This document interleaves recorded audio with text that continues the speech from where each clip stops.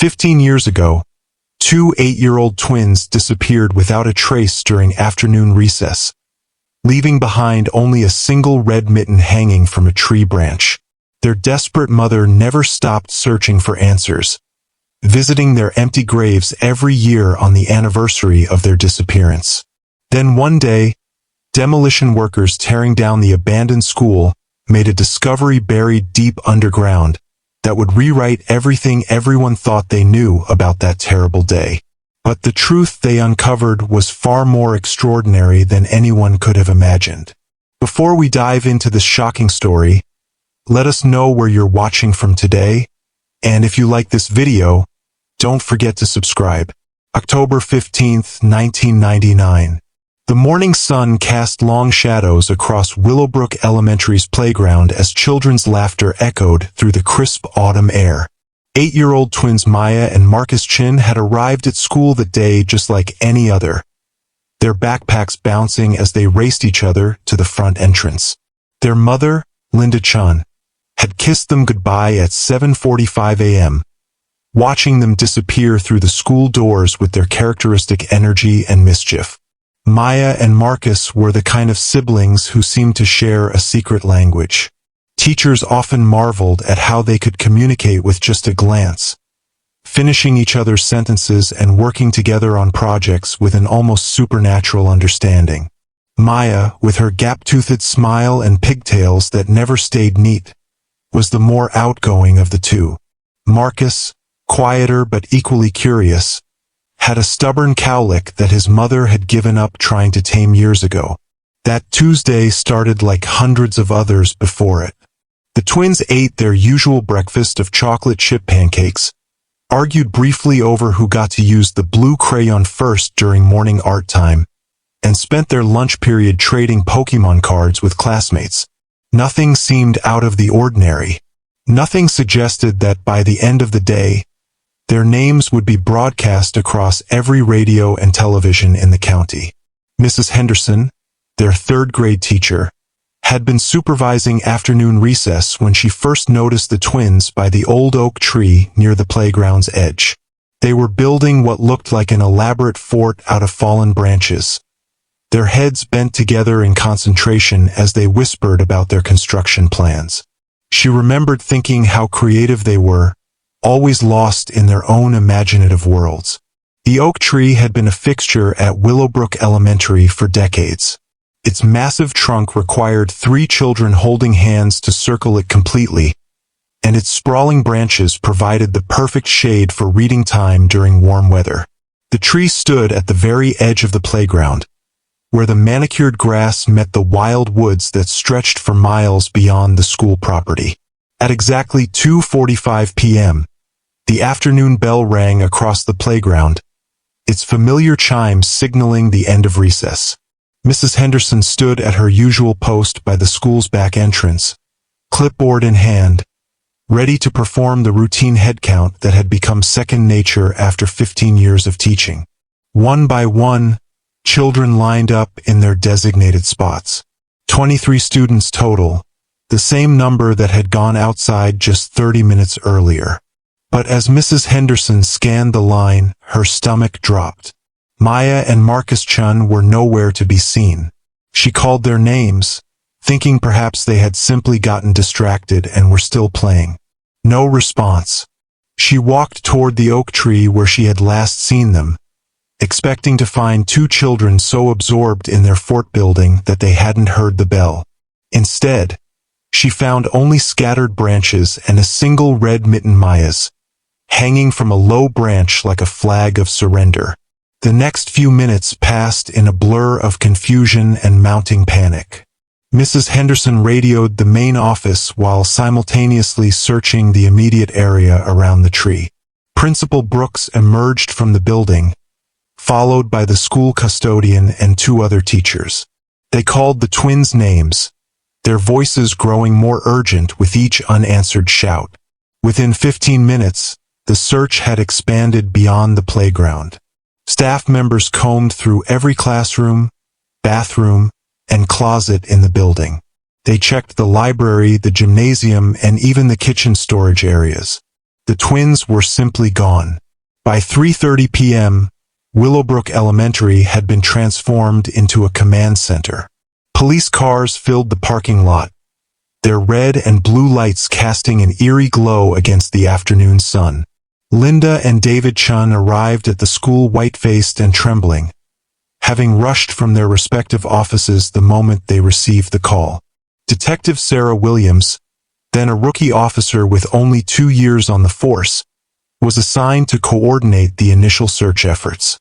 She had never worked a missing children case before, and the weight of responsibility felt crushing as she looked into the Chun parents' desperate eyes. The first 24 hours of any missing person case are crucial, Detective Williams knew from her training. She ordered an immediate ground search of the woods surrounding the school, calling in K-9 units and volunteer search teams. Helicopters circled overhead, their powerful searchlights cutting through the darkness as night fell. The school's security system became a focal point of the investigation. Willowbrook Elementary had installed cameras just 2 years earlier, a response to increasing concerns about school safety nationwide. Detective Williams and her team spent hours reviewing footage from every angle, looking for any clue that might explain the twins' disappearance. What they found defied explanation. The cameras clearly showed Maya and Marcus walking toward the oak tree at 2:20 p.m., their small figures visible on the grainy black and white footage. They appeared to be carrying something, the branches they had been collecting for their fort. But then nothing. No footage showed them leaving the area. No mysterious figures approached them. No signs of struggle or distress. It was as if they had simply stepped into another dimension. News of the twins' disappearance spread through the small town of Willowbrook like wildfire. By the second day, hundreds of volunteers had joined the search effort. The local newspaper ran the story on its front page, and soon regional news stations picked up the coverage. Maya and Marcus's school photos, Maya with her infectious grin and Marcus with his serious expression, became images seared into the memory of everyone who saw them. The town's emergency alert system, which had never been used for anything more serious than severe weather warnings, suddenly broadcast the twins' descriptions every hour. Local businesses donated food and supplies to the search teams. Churches held prayer vigils. The high school football team canceled their homecoming game to join the search efforts. Despite the massive mobilization, the investigation yielded frustratingly little evidence. The red mitten was sent for forensic analysis but revealed nothing useful. The scattered branches near the oak tree showed no signs of disturbance beyond what 2 children building a fort might naturally cause. Interviews with classmates provided no new insights. Everyone remembered seeing the twins during recess, but no one had paid particular attention to them in those final crucial minutes. As days stretched into weeks, the initial frenzy of activity gradually subsided. Search teams covered hundreds of square miles of forest and farmland. Dive teams searched every pond, creek, and reservoir within a 50-mile radius. The FBI was called in to investigate the possibility of abduction, but they found no evidence of foul play. The disappearance destroyed the Chin family. Linda quit her job as a nurse to dedicate herself full-time to searching for her children. David, an accountant, struggled to maintain focus at work while dealing with the constant media attention and police interviews. Their marriage, once strong, began to fracture under the enormous pressure. Linda became obsessed with the case details, creating elaborate timelines and theories about what might have happened. She drove to the school every day, walking the playground and woods, convinced that she would find some clue that everyone else had missed. She hired private investigators, consulted psychics, and followed up on every tip that came through the police hotline, no matter how outlandish. The couple's friends and family watched helplessly as Linda descended into a world of desperate hope and crushing disappointment. Every phone call might bring news. Every knock on the door could be the police with answers. Sleep became impossible. Eating became a chore. The simple act of living felt like a betrayal of their missing children. 6 months after the disappearance, the Chens made the agonizing decision to move away from Willowbrook. They couldn't bear to drive past the school every day, couldn't handle the pitying looks from neighbors, couldn't tolerate the constant reminder of their loss. They packed up their entire lives and relocated 3 states away, hoping that distance might provide some measure of peace. But peace never came. Even in their new home, Linda continued her obsessive search for answers. She maintained contact with Detective Williams, calling regularly for updates on the case. She created a website dedicated to Maya and Marcus, sharing their photos and asking for any information that might lead to their whereabouts. She never gave up hope that somehow, someday, her children would come home. Meanwhile, Willowbrook Elementary began its own slow descent into abandonment. Enrollment plummeted in the months following the twins' disappearance, as parents transferred their children to other schools in neighboring districts. The once thriving institution that had been the pride of the community became associated with tragedy and unanswered questions. Teachers requested transfers. Staff members quit. The school board struggled to maintain programs with dwindling enrollment and reduced funding. Local property values declined as the story of the missing twins became part of the town's identity. Not the charming, family-friendly community it had once been, but the place where 2 children had vanished into thin air. The famous oak tree became an unofficial memorial site. People left flowers, stuffed animals, and handwritten notes among its roots. Some parents forbade their children from playing near it, while others brought their families there to pay their respects. The tree seemed to watch over the playground with an almost sentient awareness, its branches swaying even on windless days. By 2010, declining enrollment and budget cuts had made Willowbrook Elementary financially unsustainable.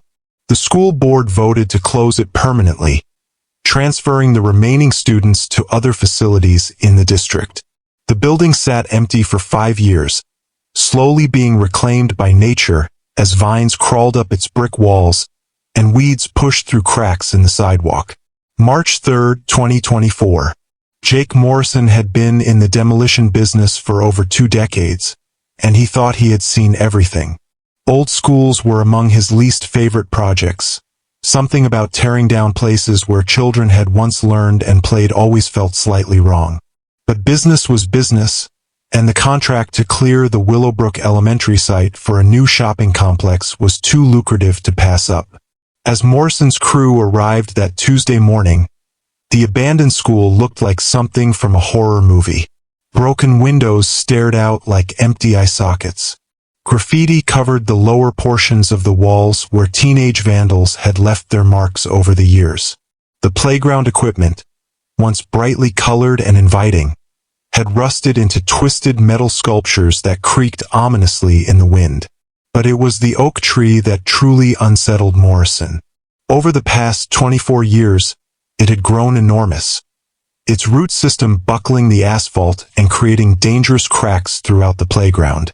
Local kids whispered stories about the ghost twins, who supposedly still played there at dusk, but Morrison had never been one to believe in such nonsense. Still, something about the place gave him the creeps. His crew reported strange sounds throughout the first day of work, children's laughter echoing from empty classrooms, the squeak of swings moving on windless days, footsteps in hallways where no one was walking. Morrison attributed these reports to overactive imaginations and old building acoustics, but privately, he couldn't shake the feeling that they were being watched. The real shock came on the second day of demolition when Morrison's crew began removing the playground equipment. The old merry-go-round had been installed in the 1980s and was deeply anchored in concrete. As the excavator worked to pull it free, its massive hydraulic arm struck something metallic buried underground. Morrison initially assumed they had hit an old water pipe or electrical conduit. Such obstacles were common in demolition work, and he had dealt with dozens of them over the years. But as his crew dug deeper to assess the situation, they uncovered something that made Morrison's blood run cold. Buried exactly 4 feet beneath where the merry-go-round had spun for decades was a large steel lockbox, roughly the size of a suitcase. It had been sealed with industrial-grade locks and wrapped in multiple layers of heavy-duty plastic sheeting. Someone had gone to extraordinary lengths to preserve whatever was inside, and to ensure it wouldn't be accidentally discovered. Morrison immediately halted all work at the site and called the police. Within an hour, Detective Sarah Williams, now a seasoned veteran with over 2 decades of experience, arrived at the scene. The moment she saw the buried box, she knew exactly what case it related to. The Chen twins had been her first major investigation, and their disappearance had haunted her throughout her entire career. The lockbox was carefully transported to the police station, where Detective Williams and a team of forensic specialists prepared to examine its contents. The media had somehow gotten wind of the discovery, and news vans lined the street outside the station. After 24 years of silence, the Willowbrook twins case was front-page news once again. Williams called Linda Chen before opening the box. Now in her 60s and living alone after her divorce 5 years earlier, Linda had never stopped hoping for answers about her children's fate. When her phone rang that March evening and she heard Detective Williams's voice, her heart nearly stopped. "Linda, we found something at the school," Williams said carefully. "I can't tell you what it means yet, but I wanted you to know before you see it on the news." Linda was on a plane to Willowbrook within 6 hours. The contents of the lockbox defied explanation and sent chills down the spines of everyone present. Inside were dozens of children's drawings, all signed with the initials MC and MC, Maya Chun and Marcus Chun. But these weren't typical 8-year-old artwork.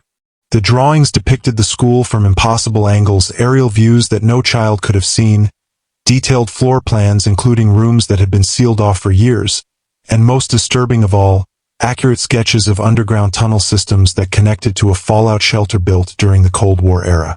Mixed in with the drawings were candy wrappers, Ring Pops, Fun Dip, and Dunkaroos brands that had been popular in 1999.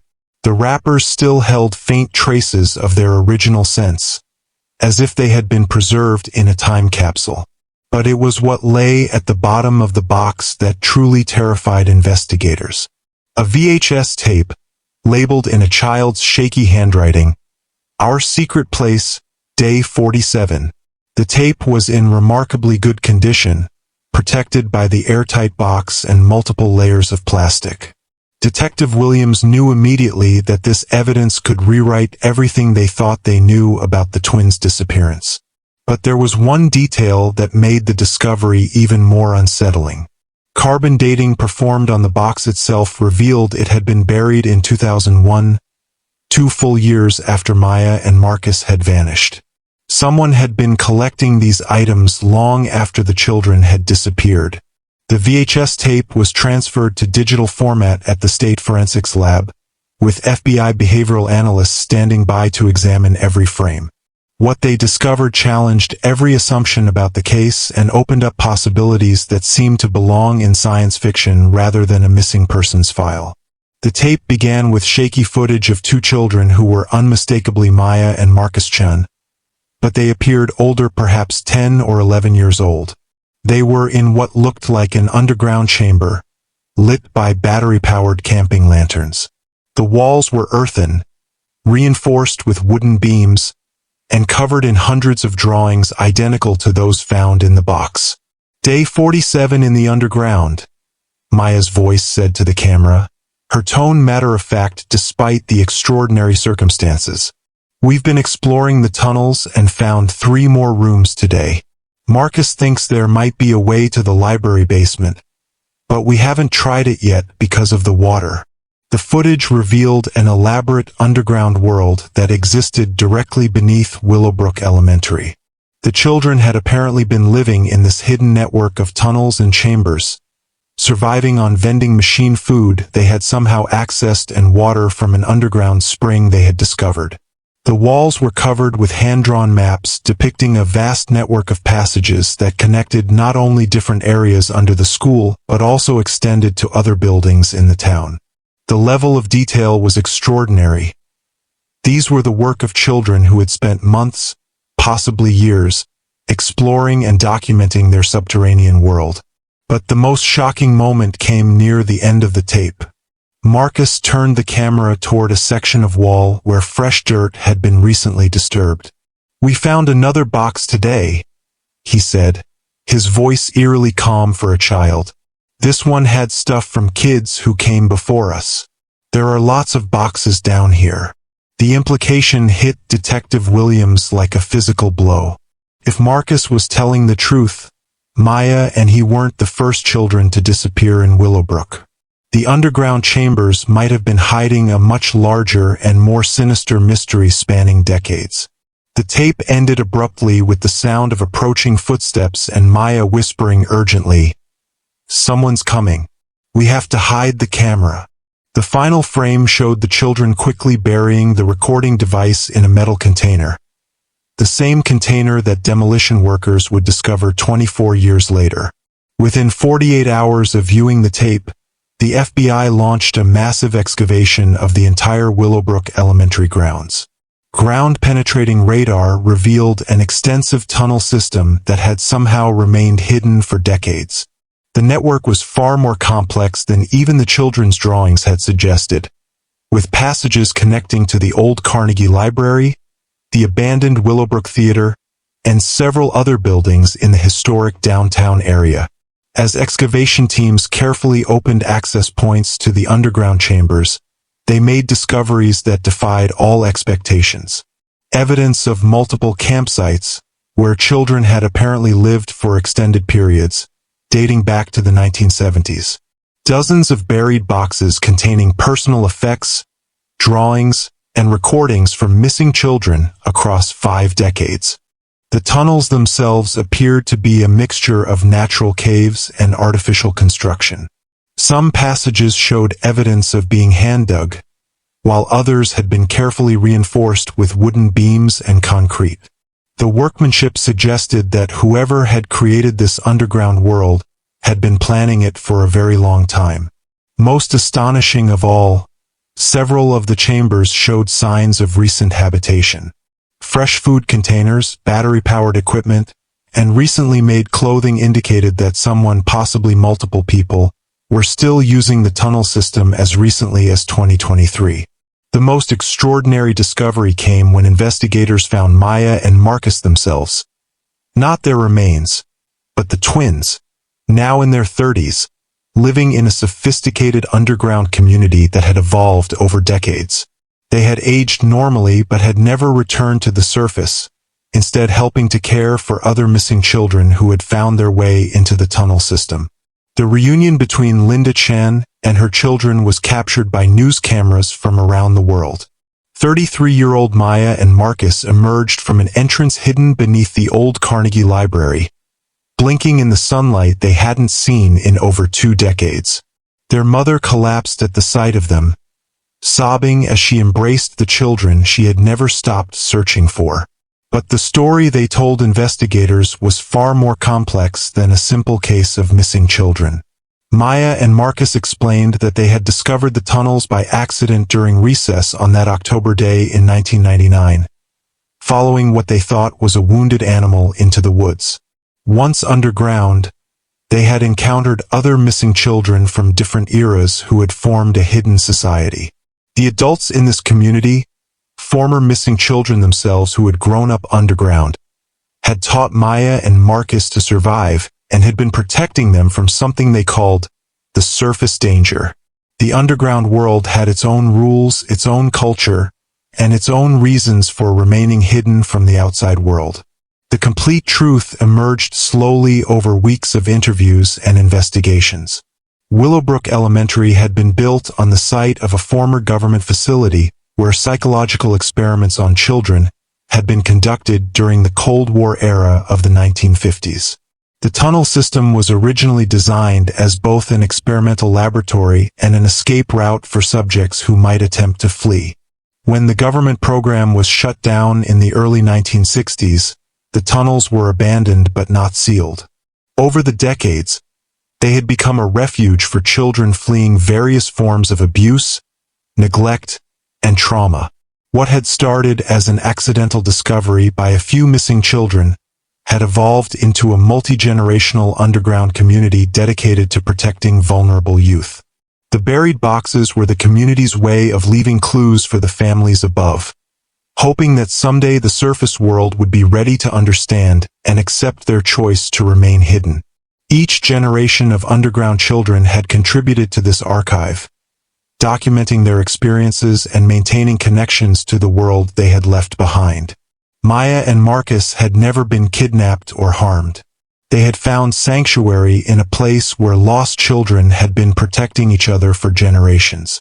Their decision to stay underground had been their own choice, made with the guidance of adults who understood the complexities of childhood trauma and the failures of traditional social systems. Today, Maya and Marcus Chin work with Child Protective Services, using their unique experience to help other missing children and to reform systems that fail vulnerable youth. The underground community still exists, though it now operates in cooperation with social services and law enforcement rather than in secret. The Willowbrook tunnels have been sealed for safety reasons, but the story of the twins who disappeared at recess has become a reminder that sometimes the most extraordinary mysteries have the most human explanations.